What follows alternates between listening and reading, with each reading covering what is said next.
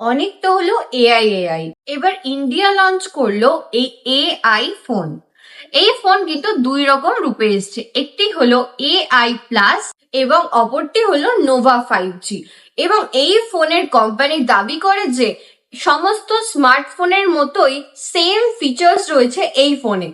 শুনলে অবাক হবেন, এআই প্লাস ব্র্যান্ডের দুটি মডেলই কিন্তু শুরু হয়ে যাচ্ছে 4,999 টাকা থেকে। রিয়েলমির প্রাক্তন সিইও এবং নেক্সট কোয়ান্টামের প্রতিষ্ঠাতা মাধব সেঠ এই ফোন লঞ্চ করার পিছনে উদ্দেশ্য হিসেবে জানান প্রত্যেক মানুষের কাছে অর্থাৎ জনসাধারণের কাছে স্মার্টফোনের সুবিধা পাইয়ে দেওয়া। এবং জানলে আরো অবাক হবেন, এই ফোনগুলির মধ্যে রয়েছে 5,000 mAh ব্যাটারি এবং 50 মেগাপিক্সেল ক্যামেরা এবং রয়েছে 5G নেটওয়ার্কের সুবিধার সাথে এআই বৈশিষ্ট্য। এই ফোনটি শুধুমাত্র ফ্লিপকার্ট থেকে কিনতে পারবেন এবং তার সাথে রয়েছে ইএমআই এর সুবিধা। এই ভিডিওটি দেখে আপনাদের কেমন লাগলো অবশ্যই জানাবেন কমেন্ট বক্সে এবং আরো নতুন ভিডিও পেতে আমাদের চ্যানেলটিকে সাবস্ক্রাইব করবেন।